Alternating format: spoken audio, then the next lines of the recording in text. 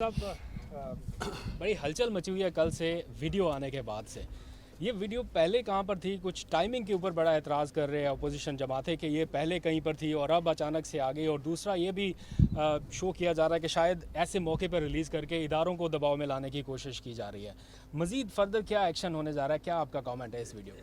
पहली चीज़ तो मुझे बड़ा अफसोस से कहना पड़ता है कि जो भी ये सवाल कर रहे हैं उनको सबसे पहले तो एक सवाल करना चाहिए कि क्या यहाँ सियासतदानों के ज़मीरों का सौदा होता है या नहीं होता। सवाल तो ये है, क्या पैसा चलता है लोगों के ज़मीर ख़रीदने पे, रिश्वतें देने पे, और वो लोग जो कि मुल्क की लीडरशिप है, यानी आपके एमपीज़ और ये जो आपके सेनेटर्स हैं, ये मुल्क की लीडरशिप है। तो जो रिश्वत दे के सेनेटर बनता है और वो जो एमपीज़ अपने ज़मीर बेचते हैं, यानी सवाल तो ये है सबसे बड़ा।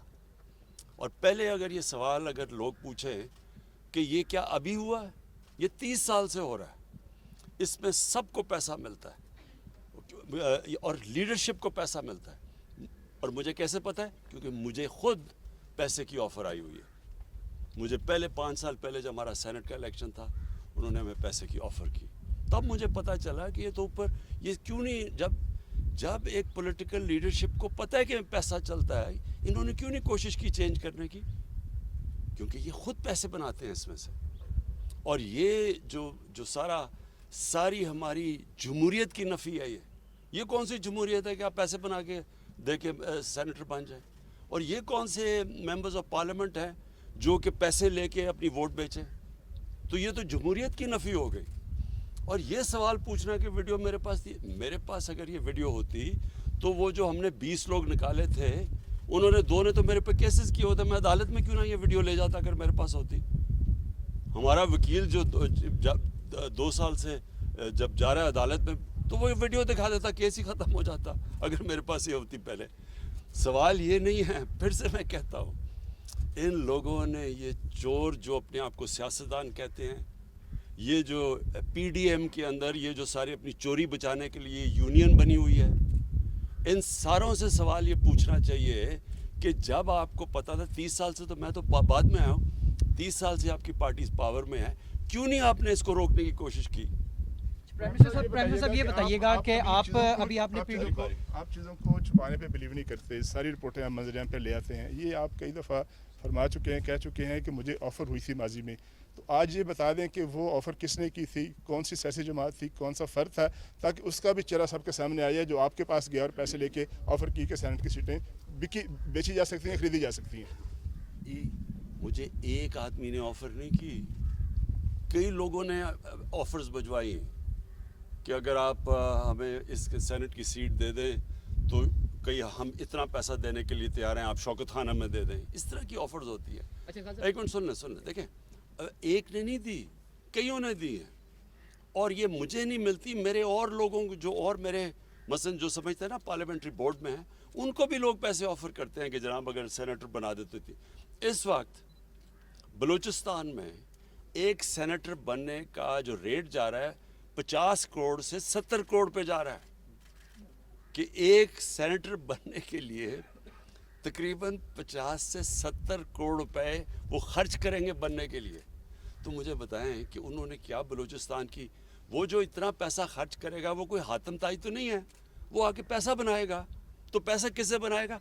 पाकिस्तानी अवाम की खाल खींचेगा, पाकिस्तान का खून चूसेगा, इस तरह ही पैसा। कोई वो 70 करोड़ रुपया, कोई 50 करोड़ रुपया ऐसे तो नहीं खर्च करता। प्राइम मिनिस्टर साहब ये बताइएगा, प्राइम मिनिस्टर साहब ये बताइएगा, अभी आपने जिस कादिर ने वीडियो का जिक्र किया सर, इसमें जो जिन्होंने पैसा लिया, जिन्होंने दिया, वो तो सामने आ गए। इसके नतीजे में जो सेनेटर्स मुंतखब हुए, आपने तो कल कार्रवाई की और अपने वजीर कानून को आपने हटा दिया, लेकिन इसके नतीजे में जो सेनेटर्स मुंतखब हुए, आपको नहीं लगता कि इलेक्शन कमीशन को उनके खिलाफ आर्टिकल 62-63 की कार्रवाई करनी चाहिए? और साथ ही सर, इस वीडियो के आने के बाद मौलाना फजलुर रहमान ने आपको उनसे सियासत सीखने का मशवरा दिया, इस पर भी कमेंट करते सर। देखें, इसमें जो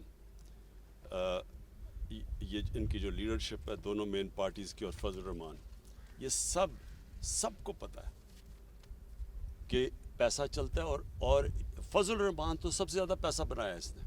इसकी पार्टी में तो वो सेनेटर बन गए जो JUI में नहीं थे, वो बाहर से आके सेनेटर बन जाते हैं। कैसे बनते हैं? सवाल तो इनके ऊपर करना चाहिए। और देखें इस वक्त सबसे इम्पोर्टेंट चीज़ क्या है, सेनेट इलेक्शन आ रहा है। अब क्या हमें जब पता है कि ये पैसे की पूरी एक सियासतदानों की मंडी लगी हुई है, रेट्स फिक्स हो रहे हैं, तो क्या हमने इसी सिस्टम के तहत इलेक्शन करवाना है? जब ये दोनों पार्टीज ने चार्टर ऑफ डेमोक्रेसी में वाजे कहा था, इनके चार्टर में लिखा हुआ है कि ओपन बैलेट होनी चाहिए। पिछली बारी ये नून लीग ने बार कहा कि जब ओपन बैलेट होना चाहिए, मैंने तायद की नून लीग के हाँ जी ओपन बैलेट होना चाहिए। आज ये क्यों पीछे हट गए हैं? मैं तो ये सवाल पूछ रहा हूँ। जब पता है अब असल इशू ये है सेनेट इलेक्शन, बाद में तो तफ्तीश करते रहें। इशू ये है कि क्या सेनेट इलेक्शन हमने इसी करप्ट सिस्टम के जरिए लड़ना है या ट्रांसपेरेंसी लेके आनी, ये सारा इशू है बस। अच्छा प्राइम मिनिस्टर साहब, पाकिस्तान एक ज़रूरी मुल्क है और हमने देखा है कि कल भी कैबिनेट ने गंदम और चीनी इंपोर्ट करने की बात की है और इसकी इजाज़त भी दी है। ज़रूरी मुल्क होने के बावजूद हम चीज़ें इंपोर्ट कर रहे हैं खाने पीने की। साथ साथ हमने देखा कि कंस्ट्रक्शन के ऊपर आपने पूरा जोर लगाया, उसके नताइज तो सामने आए, लेकिन अब ज़राअत के ऊपर भी आप मीटिंग्स कर रहे हैं। सर हम जहाँ भी जाते हैं लोग हमसे कहते हैं, आप वज़ीर-ए-आज़म से बात करते हैं तो उनसे पूछे इतनी महंगाई क्यों हुई? सर ये इस हवाले से ज़रा आवाम के जो खदशात हैं उस पर ज़रा जवाब। देखिए ये बिल्कुल ठीक बात है आपकी। महंगाई की सबसे बड़ी वजह क्या है? जब रुपया गिरता है, जब डॉलर के मुनिस्बत रुपया गिरता है तो वो महंगाई बढ़नी होती है। क्यों? सारी चीज़ें जो बाहर से आप आती हैं वो महंगी हो जाती हैं। जब पीपल्स पार्टी आई 2008 में तो तब रुपया गिरा, तब 25% रुपया गिरा, 25% तक महंगाई चली गई। आप उठा के देख लें 2008-9 में आज से बहुत ज़्यादा महंगाई हुई क्योंकि रुपया गिरा था 25%। हमारी बारी 24.5% रुपया गिरा जब हम आए।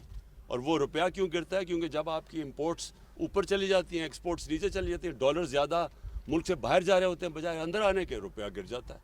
रुपए की डॉलर की शॉर्टेज होती है, वो डॉलर ऊपर रुपया नीचे। जब रुपया नीचे गिरता है, तेल महंगा, तेल महंगे के मतलब सारी ट्रांसपोर्ट महंगी, उसका मतलब बिजली महंगी, आधी बिजली तेल से बनती है, गैस आधी गैस बाहर से इंपोर्ट होती है वो महंगी, उसके बाद दालें महंगी, 70% दालें बाहर से आती है वो महंगी, घी वो बाहर से आता है घी महंगा, और फिर जब बाहर की कीमतें बढ़ती हैं फिर महंगी, पेट्रोल की कीमत बढ़े फिर महंगी। यानी जो महंगाई है, अगर आपका आज अल्लाह करे हमारी एक्सपोर्ट्स बढ़नी शुरू हो जाएं, जो बढ़नी शुरू हो गई हैं, और हम इंपोर्ट्स से ज़्यादा एक्सपोर्ट शुरू कर दें तो हमारा रुपया मजबूत होगा, महंगाई कम हो जाएगी। सो ये याद रखें कि ये सबसे बड़ी वजह। दूसरी वजह बदकिस्मती से ये थी कि हमारी 2 बारिशें मौसम की तब्दीली की वजह से गलत टाइम पे आ गई, तो जो हमारी गंदम होनी थी अच्छी भली, वो हमारी बारहनी गंदम कम हुई, तो जब उसकी कम हुई तो इंपोर्ट करनी पड़ गई। अच्छा खान साहब, एक तो वीडियो आने से आपके मौक़िफ़ की तायीद हो गई कि जो हॉर्स ट्रेडिंग है वो होती है, साथ साथ जो है अपोजिशन जो है वो कहती है कि आपके जो अरकान असम्बली हैं वो इंटैक्ट नहीं है, इसलिए आप लोग जो है ओपन बैलेट से इंतखाब करना चाहते हैं। सेकेंडली लॉ मिनिस्टर को सैक कर दिया, जो बाकी लोगों के नाम आ रहे हैं जिस तरह परवेज़ खटक साहब, और कहा गया कि वहाँ पर स्पीकर हाउस के अंदर सारा मामला हुआ, तो उनके खिलाफ भी कोई कार्रवाई का प्लान है? उनका क्लेम है उन्होंने पैसे लिए, वो क्लेम। देखिए सबसे बड़ी चीज़ क्या है कि जी हमारे मेंबर जा रहे हैं या नहीं जा रहे हैं, ये इशू नहीं है। मैं 5 साल पहले तो मेरे मेंबर आ नहीं जा रहे थे, मैं तो 5 साल से लगा हुआ ओपन बैलेट की। मैं तो जब ये नून लीग ने कहा कि ओपन बैलेट होनी चाहिए, मैंने तो तब तायद की इनकी। तो ये तो अब से नहीं मैं कह रहा, जब सबको पता है कि सेनेट के इलेक्शन की वोट 30 साल से सबको पता है कि वोट बिकती है। मेरा सवाल यह है कि इन्होंने क्यों नहीं चेंज करने की कोशिश की। और फिर ये जो कहना कि हमारे मेंबर जा रहे हैं या नहीं जा रहे हैं, ये याद रखें गवर्नमेंट के लिए ज़्यादा आसान है, हमारे लिए अपनी जितने हमारी सीटें हैं उनसे ज़्यादा हम ले सकते हैं, क्योंकि गवर्नमेंट के पास पावर होती है। इसलिए तो गवर्नमेंट में आके कोई बदलता नहीं है, बाहर कहता है गवर्नमेंट में आके नहीं करते। हम गवर्नमेंट में बैठ के कह रहे हैं कि ये ओपन बैलेट होनी चाहिए, जबकि मैं आज आपको कह रहा हूँ कि यही लोग रोएंगे जबकि देखें जी तहरीक इंसाफ की सीट से ज़्यादा मिल गए हमें सेनेटर्स, ये लोग रोएंगे। अभी मैं आपको कह रहा हूँ क्योंकि हम ज़्यादा सीटें ले सकते हैं। हम एक मुल्क में चेंज लेके आ रहे हैं कि जब करप्शन ऊपर से शुरू होती है, जब आपकी पॉलिटिकल लीडरशिप करप्ट होगी, तो क्या थानेदार और पटवारी ठीक हो जाएगा? ओके जी। आखिरी सवाल सर अब्बास समझी से सर लाइटर मूड के अंदर सियासी बातें हो गई। आपके सियासी फॉलोअर्स के अलावा क्रिकेट के फॉलोअर्स भी बहुत हैं। 18 साल बाद साउथ अफ्रीका को हमने रावलपिंडी में सर शिकस्त दी। टीम पूरा साल बहुत सारी क्रिकेट उससे खेलनी है। सर कोई तवज्जो दे रहे हैं सर? मईशत के ऊपर भी आपको अपडेट्स मिलती होंगी, क्रिकेट के ऊपर भी अपडेट्स मिलती होंगी, तो क्या समझ रहे हैं कि सर बेहतरी की तरफ हम जा रहे हैं? पूरा साल पाकिस्तान के अंदर सबसे ज़्यादा क्रिकेट है, अचीवमेंट। देखिए, सच आपको बताऊं तो मुझे क्रिकेट के ऊपर कोई ज़्यादा टाइम नहीं, बल्कि मैंने मैच भी नहीं देखा। मुबारक तो टीम को देता हूं, लेकिन मुझे मैच देखने का मौका नहीं मिला। लेकिन मैं आपको एक चीज़ कहना चाहता हूँ, जो बुनियादी स्ट्रक्चर है पाकिस्तान क्रिकेट का, वो ठीक कर लिया। जो मैं बड़ी देर से कह रहा था कि इलाका क्रिकेट होनी चाहिए, ये ठीक हो गई। अब इसमें से वो पाकिस्तानी टीमें बनेंगी जो कि वर्ल्ड बीटर्स होंगी। अभी तक हम अच्छी टीम है, हम वर्ल्ड बीटिंग टीम नहीं बन सके अभी तक। उसकी वजह ये है कि हमारा जो बुनियादी क्रिकेट स्ट्रक्चर था वो गलत था। हिंदुस्तान ने अपना स्ट्रक्चर ठीक कर लिया है। हिंदुस्तान एक दुनिया की बेहतरीन टीम बनती जा रही है। हमारा स्ट्रक्चर क्योंकि ठीक नहीं है, हमारा टैलेंट ज़्यादा है, मेरे हिंदुस्तान से बहुत ज़्यादा टैलेंट है यहाँ, लेकिन हम जो हमें जिस तरह की परफॉर्मेंस देनी चाहिए वो हम नहीं दे सकते। तो असल चीज़ ये है कि जो बुनियादी स्ट्रक्चर है वो ठीक करें, वो इन्होंने ठीक कर लिया। अब इसके ऊपर बिल्ड करेंगे, थोड़ा टाइम लगता है, जो टैलेंट पॉलिश होने में 2-3 साल लगते हैं, लेकिन इंशाल्लाह हमारी टीम वर्ल्ड बीटिंग